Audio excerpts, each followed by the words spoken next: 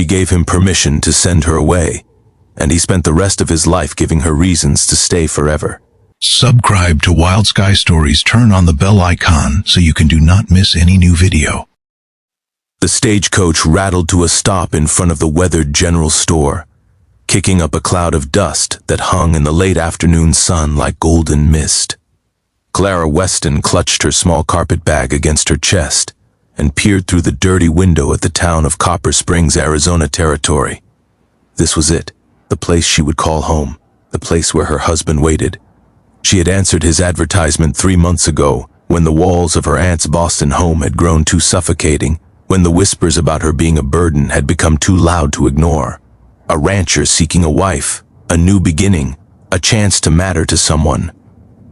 His letters had been kind, if brief. Thomas Callahan wrote about his ranch, about the mountains that turned purple at sunset, about needing a partner to share his life.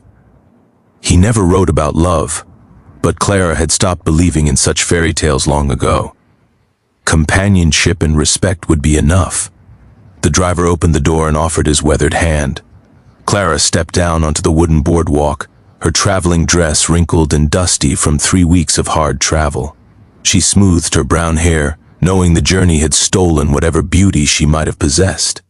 She scanned the handful of people moving along the street, searching for the man in the photograph he had sent. Tall, he had said, dark hair, a scar on his left cheek from a horse accident. Mrs. Callahan? Clara turned toward the deep voice. He stood near the post office, hat in his hands, and her breath caught in her throat.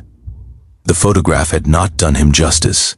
Thomas Callahan was handsome in a rugged, weathered way, with eyes the color of whiskey in firelight. The scar on his cheek only added to his striking appearance.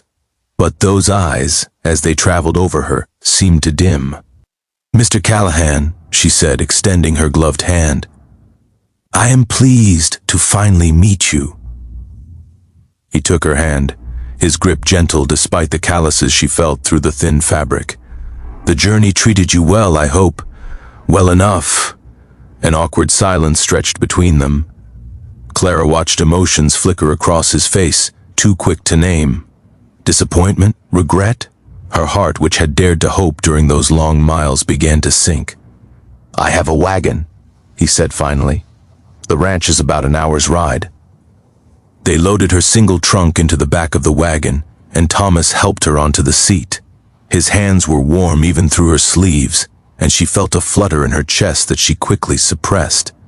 The ride passed mostly in silence.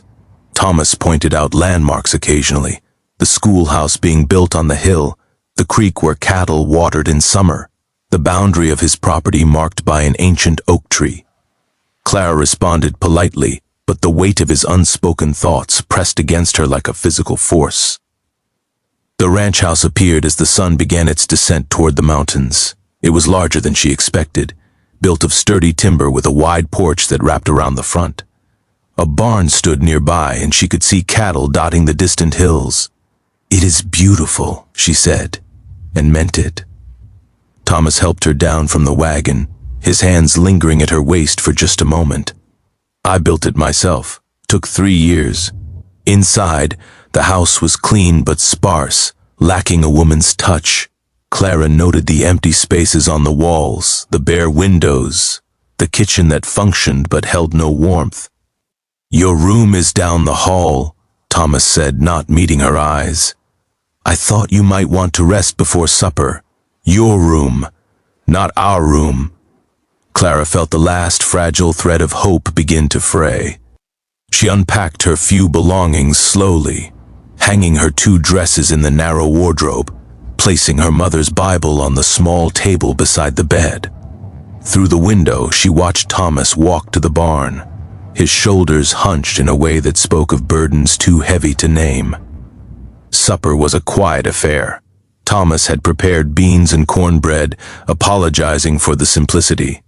Clara assured him it was fine, though the food turned to ash in her mouth as she watched him avoid her gaze. After the dishes were cleared, they sat on the porch as the stars emerged one by one.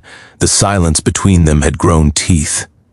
"Mr. Callahan," Clara finally said, her voice steady despite the trembling in her heart, "I believe we should speak plainly." He turned to look at her, and in the moonlight, she saw something like pain in his eyes.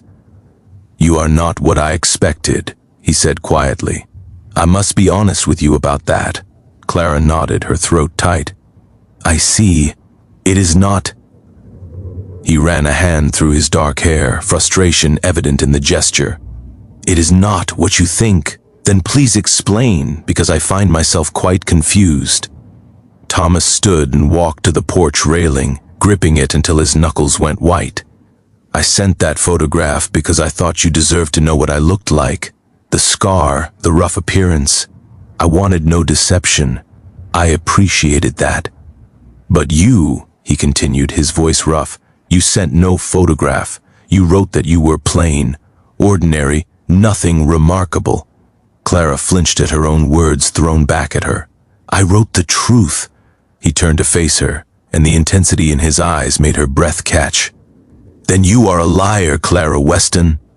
"I beg your pardon? Plain? Ordinary?" He took a step toward her. "You walked off that stagecoach, and I could not breathe. Your eyes hold more depth than the sky over these mountains. Your voice sounds like music after years of silence. And the way you looked at my home, like you could see what it might become, not just what it is." Clara's heart hammered against her ribs. "I do not understand. I am a simple rancher," Thomas said, his voice dropping. "I have dirt under my fingernails and calluses on my hands. I cannot offer you poetry or fine things. I wrote those letters and imagined a sturdy woman, someone practical, someone who would not mind the harshness of this life. And instead, you are beautiful." The word fell from his lips like a confession. "And I am terrified." Clara rose from her chair, her legs unsteady. "Terrified of what?" "That you will regret coming here.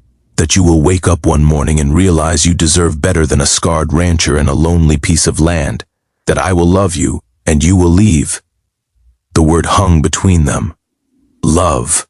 Such a small word for such an enormous feeling. "I thought you were disappointed," Clara whispered. "The way you looked at me when I arrived."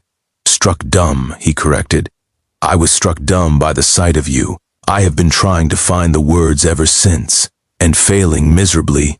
Tears pricked at Clara's eyes, but for the first time in longer than she could remember, they were not tears of sorrow. "I have nothing, Thomas. No dowry, no family connections. My aunt was glad to be rid of me. I came here with one trunk and a hope that someone might want me, not for what I could bring, but simply for who I am." Thomas closed the distance between them. His hand rose to cup her cheek, rough palm against soft skin, and Clara leaned into the touch like a flower seeking sun. "I want you," he said. "I wanted you from your first letter, from the way you wrote about dreaming of wide-open spaces and new beginnings.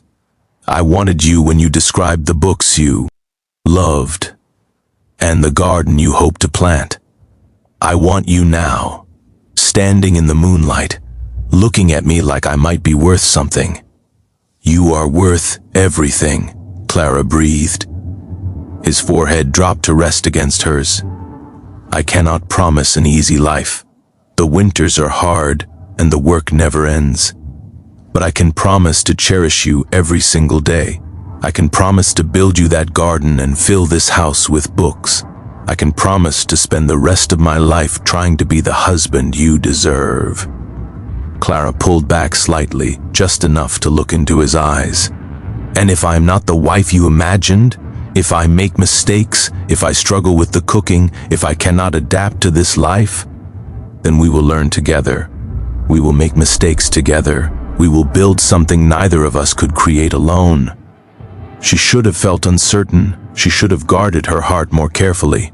But standing in the silver light with this man who looked at her like she had hung the stars, Clara felt something she had never experienced before. She felt home. "I should tell you something," she said, her voice barely above a whisper. "Anything. You can send me back." The words came softly, carried on the night breeze. "If you change your mind, if this is too much too fast, if you wake up tomorrow and realize you spoke rashly, you can send me back, and I will not fight you." Thomas's hands framed her face, tilting it up toward his. "Do you want to go back?" "No." The word came out fierce, surprising them both. "No, I never want to go back. I want to plant that garden and fill this house with warmth. I want to learn to love these mountains and this land. I want—" She hesitated, then plunged forward. "I want to love you, if you will let me." His kiss was gentle, questioning, giving her every opportunity to pull away.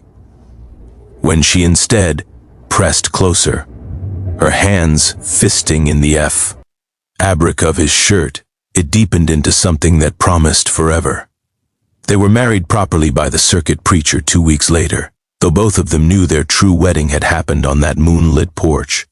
Clara wore her mother's pearls and a dress she sewed herself from fabric Thomas had brought back from town without her asking, having noticed her measuring the bolts with longing during their one trip to the general store. The house transformed over the following months. Curtains appeared in the windows, sewn from cheerful calico. A rocking chair joined the porch furniture, positioned perfectly to watch the sunset paint the mountains purple. Books filled the shelves Thomas built, and the kitchen began to smell of bread and cinnamon and love. Clara's garden flourished in the Arizona soil, producing vegetables for their table and flowers for their windowsills. She learned to can preserves and mend fences and ride the gentle mare Thomas bought for her. And every evening, as the sun descended, they sat together on that porch and talked about everything and nothing, filling the silence that had once stretched between them with laughter and dreams. Winter came, harsh as Thomas had warned. They huddled together by the fire on the coldest nights, reading aloud to each other, playing chess on a board worn smooth by generations. When snow trapped them inside for a week, Clara did not feel imprisoned. She felt protected, cocooned in warmth with the man who had become her whole world. Spring arrived with wildflowers and new calves, and a secret Clara had been keeping for 2 months. She told him on the anniversary of her arrival, 1 year to the day since she had stepped off that stagecoach into her new life.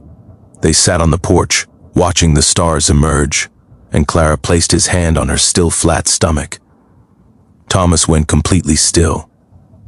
"Clara, come ought to," she said, smiling at the wonder breaking across his face. "There will be 3 of us." He kissed her with a tenderness that brought tears to her eyes, then dropped to his knees and pressed his lips to her belly, murmuring promises to the child growing within. "I never thought." His voice broke. "I built this house dreaming of a family, but I never truly believed."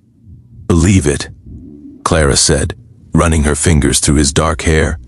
"Believe in us, in our future, in everything we are building together." He rose and pulled her into his arms, holding her as if she were the most precious thing in the world. Because to him, she was. "You could have sent me back," she whispered against his chest. "That first night, when you were afraid, I would rather have cut off my own arm." He pressed a kiss to the top of her head.